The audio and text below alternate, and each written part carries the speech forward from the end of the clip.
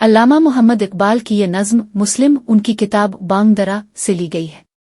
اس نظم میں اقبال ایک مسلمان کے جذبے، اس کی خودی توحید پر ایمان اور اس کے تاریخی شعور کو بیان کرتے ہیں۔ وہ ماضی کی عظمت کو یاد کرتے ہوئے مستقبل کے لیے ایک پرامید اور جرأت مندانہ نقطہ نظر پیش کرتے ہیں۔ ذیل میں اس نظم کے ہر شعر کی تشریح الگ الگ کی گئی ہے۔ ہر نفس اقبال تیرا آہ میں مستور ہے، سینہ سوزاں تیرا فریاد سے ممور ہے۔ تشریح: اس شعر میں اقبال ایک مسلمان کے اندرونی جذبے اور بے چینی کو بیان کرتے ہیں۔ ہر نفس اقبال تیرا اسے مراد ہے کہ تیری ہر سانس، تیری ہر خواہش اور تمنا تیری آہوں، دکھ اور آرزوؤں میں چھپی ہوئی ہے۔ سینہ سوزاں اسے مراد دل کی وہ جلن اور طلب ہے جو ایک مسلمان کے اندر موجود ہے، اور یہ طلب اس کی فریاد یعنی اللہ سے رابطے اور اپنے مقصد کے حصول کی کوشش سے بھری ہوئی ہے۔ یہ شعر ایک مسلمان کے روحانی اور جذباتی وجود کی گہرائی کو ظاہر کرتا ہے۔ نغمہ امید تیری بربت دل میں نہیں، ہم سمجھتے ہیں یہ لیلا تیرے محمل میں نہیں۔ تشریح: یہاں اقبال معاشرے کی تنقید کرتے ہیں کہ موجودہ مسلم اپنے دل میں امید کا نغمہ بجانے سے قاصر ہے۔ بربت دل او دل کے تاروں کی طرف اشارہ ہے جو موسیقی جذبے سے خالی ہے۔ دوسری مصرع میں او لیلا تیرے محمل میں نہیں ایک استعارہ ہے جیسے محبت اور مقصد کی علامت ہے، اور محمل سفر جدوجہد کا، یعنی لوگ سمجھتے ہیں کہ تیری جدوجہد میں وہ جذبہ اور مقصد نہیں جو کامیابی کے لیے ضروری ہے۔ یہ ایک طنزیہ انداز ہے جو مسلم امہ کو جگانے کی کوشش کرتا ہے۔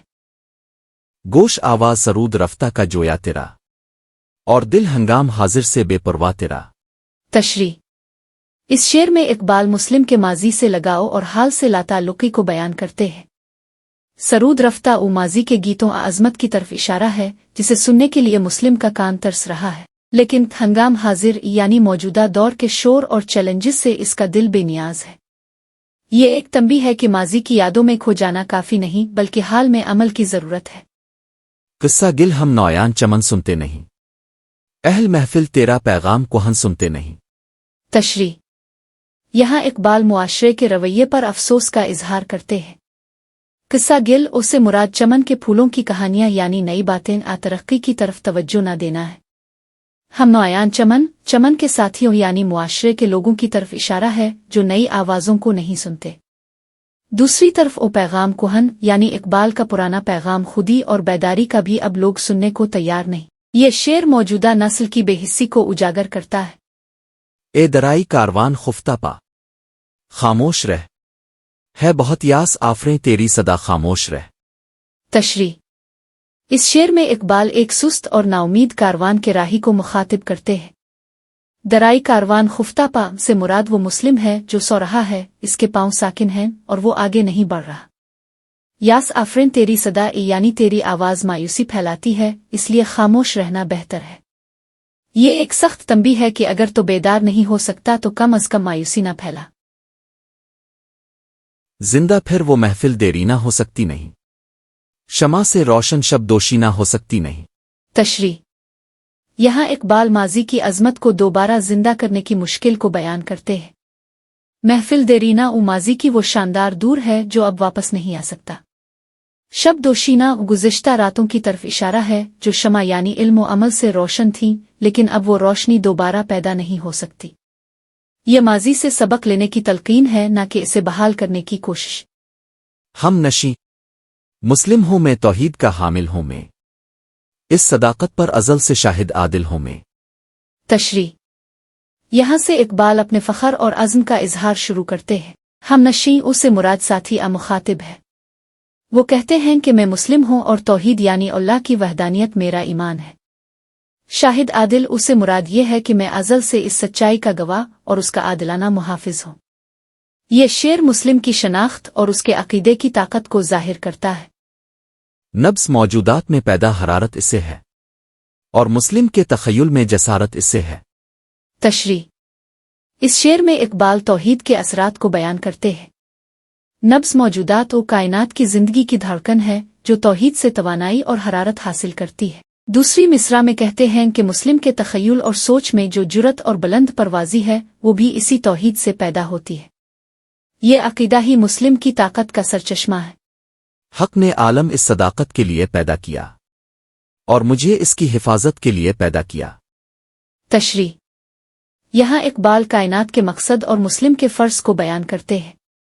हक यानी अल्लाह ने ये दुनिया तौहीद की सदाकत को कायम करने के लिए बनाई और मुस्लिम को इस सदाकत का मुहाफिज बनाया।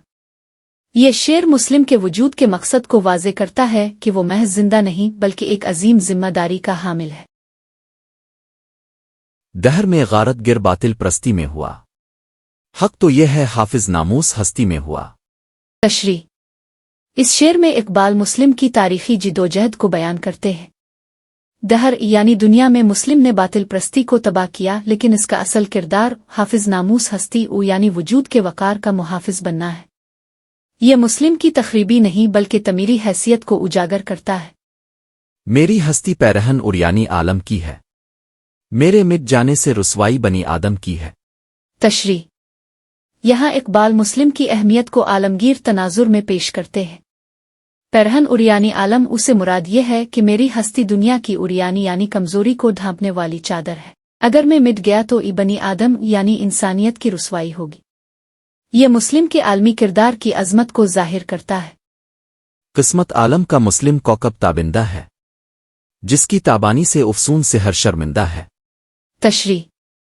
इस शेर में इकबाल मुस्लिम को आलम की किस्मत का रोशन सितारा करार देते हैं। कौकब ताबिंदा उसे मुराद चमकता सितारा है और उसकी रोशनी से उफसून सिहर यानी जादू और फर्ब होता है।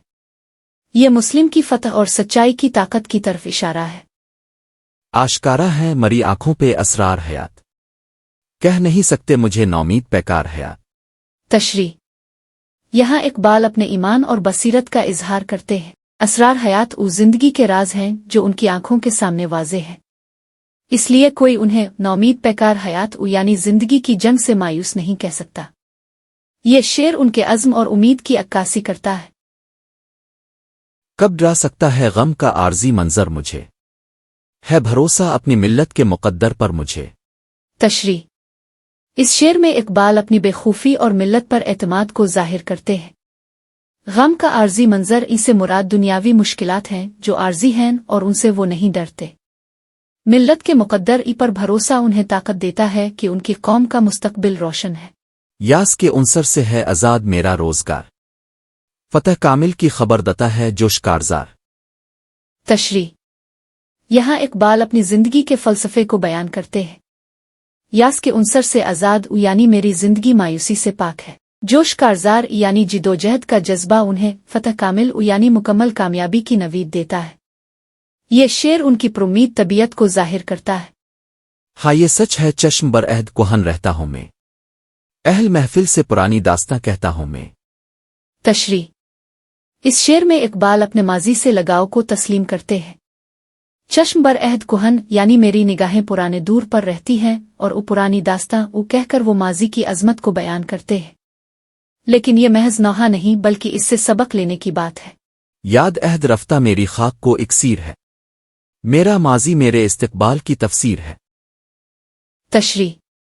यहाँ इकबाल माजी की अहमियत को बयान करते हैं। याद अहद रफ्ता उनकी खाक यानी वजूद को इक्सीर यानी जिंदगी बख्श दवा बनाती है।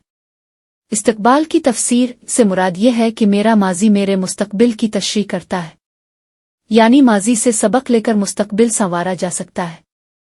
सामने रखता हूँ इस दूर नशात अफजा को मैं, देखता हूँ दोष के आईने में फर्दा को मैं। तशरीह। इस आखिरी शेर में इकबाल अपनी बसीरत और उम्मीद को जमा करते हैं।